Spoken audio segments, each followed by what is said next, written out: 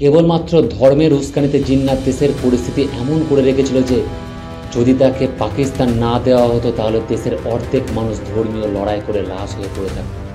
শয়ে শয়ে লাশ পড়েছিল কলকাতার অলিতে গলিতে। আগের দুটি পর্বে আপনারা দেখেছেন দেশে কিভাবে পার্টিশনের পরিবেশ তৈরি হয়ে গেছিল।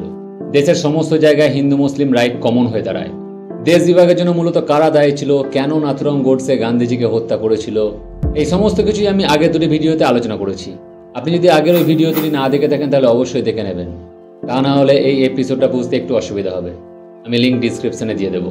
আজকে এই ভিডিওটি শেষ পর্ব এবং আমি আপনাদের আজ সেই মিস্টিরিয়াস কোশ্চেনের উত্তর দেব যে হিন্দুত্বের উপর কংগ্রেস পার্টির কি মনোভাব ছিল। বর্তমানে অনেক অ্যালিগেশন দেয় যে কংগ্রেস হিন্দু বিরোধী পার্টি, এরা সব সময় মুসলিমদের তোষণ করে চলেছে, একমাত্র বিজেপি হিন্দুদের জন্য ভাবে, অন্য কোনো পার্টি নয়। আপনিও যদি এই একই ধারণায় বিশ্বাসী থাকেন তাহলে এই ভিডিওটি স্কিপ না করে কন্টিনিউ দেখতে থাকুন। এতদিন পর্যন্ত কংগ্রেস পার্টির সম্পর্কে আপনাদের যে ধারণা ছিল আজ তার পরিবর্তন ঘটবেই, এটা আমার গ্যারান্টি। 1947 খ্রিস্টাব্দে যখন ভারতবর্ষ স্বাধীনতার সঙ্গে বিভক্ত হয়েছিল তখন এবং আজও এই বিভাগের জন্য দায়ী করা হয় কংগ্রেস পার্টি ও মোহাম্মদ আলী জিন্নাহকে। আর এটা সত্যি, এতে কোনো সন্দেহ নেই। দেশ বিভাগের আফসোস সমস্ত ভারতবাসীর হয়, আর হওয়াটাও স্বাভাবিক, কারণ ভারতবর্ষ এমন একটি ভৌগোলিক অবস্থানে আছে যার সীমানা যত বৃদ্ধি হবে ততই দেশের সার্বিক উন্নয়ন ঘটবে। কৃষিকাজ থেকে শুরু করে শিল্প, পরিবহন ব্যবস্থা, বৈদেশিক বাণিজ্য সমস্ত দিক থেকে উন্নয়ন করা অনেক সহজ হয়ে দাঁড়াবে। কিন্তু সেই সময় যদি ভারত বিভক্ত না হতো তাহলে কি হতো, চলুন একটু বোঝার চেষ্টা করি।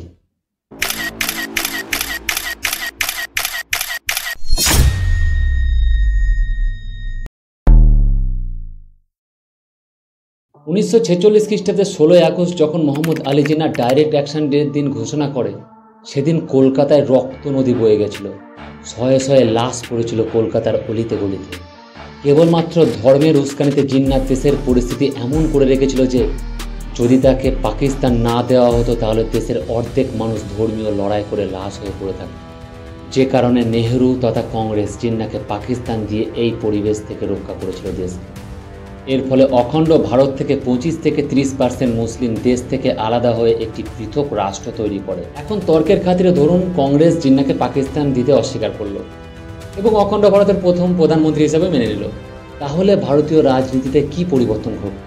প্রথমত ভারতীয় রাজনীতিতে হিন্দু মুসলিম রেশিও 60-40 হতো, 2-5% এদিক ওদিক। খুব স্বাভাবিকভাবেই রাজনীতিতে মুসলিমদের প্রভাব অনেক বেশি হতো। কোনো রাজ্যে হিন্দু কমিউনিটি থেকে কেউ চিফ মিনিস্টার হলে স্বাভাবিকভাবেই হোম মিনিস্টার পদের দাবিদার কোনো মুসলিম ব্যক্তি করে বসত, হ্যাঁ কি না? এটাই তো চলছে রাজনীতি ট্রেন্ড নাকি? আজ আপনি ভারতবর্ষের যে কোনো রাজ্য তুলে নেন, কাশ্মীর বাদ দিয়ে এমন একটি রাজ্য দেখাতে পারবেন যেখানে কোনো মুসলিম চিফ মিনিস্টার বা হোম মিনিস্টার আছে? কিংবা স্বাধীনতার এত বছর পরও একটিবারের জন্য কোনো মুসলিম প্রধানমন্ত্রী নির্বাচিত হয়েছে? 5 বছর তো দূরের কথা, 5 দিনের জন্য কেউ হয়েছে এমন ঘটনা আপনার জানা আছে? তা সত্ত্বেও হিন্দু খাতিরে মেহের। যদি কংগ্রেস এই দেশ বিভাগের সমর্থনে একমত না হতো তাহলে কি আজকের রাজনৈতিক পরিস্থিতি একই থাকতো?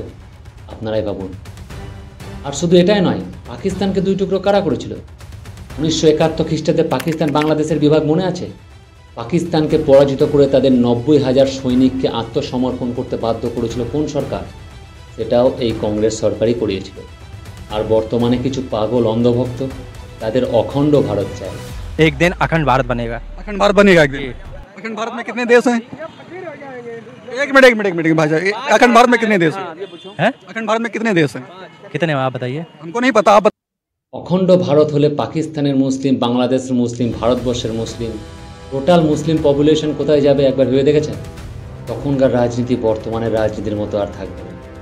যদি বিজেপি সরকার কোনোদিন অখণ্ড ভারত করতে চায় তাহলে আর কেউ সমর্থন করুক আর না করুক, মুসলিম সমাজ কোনোদিন এর বিরোধিতা করবে না, কারণ এতে তাদের কোনো লস নেই।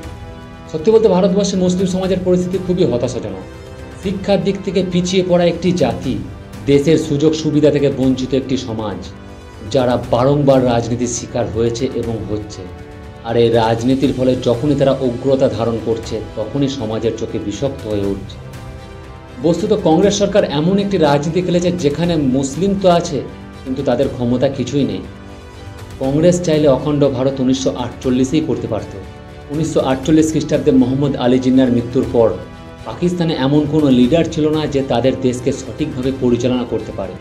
সেই সময় যদি কংগ্রেস চাইতো তাহলে অবশ্যই পাকিস্তানকে ভারতের সঙ্গে একত্রিত করতে পারত, কিন্তু কংগ্রেস তা করেনি। কারণ কংগ্রেস চায়নি দেশে হিন্দু মুসলিম সংখ্যা প্রায় সমান সমান হয়ে যায়। তাই নেক্সট টাইম যখনই কংগ্রেস পার্টিকে মুসলিম তোষণকারী পার্টি বা হিন্দু বিরোধী পার্টি বলবেন, তখন অবশ্যই এই ফ্যাক্টগুলিকে চেক করে দেখে নেবেন। ধন্যবাদ।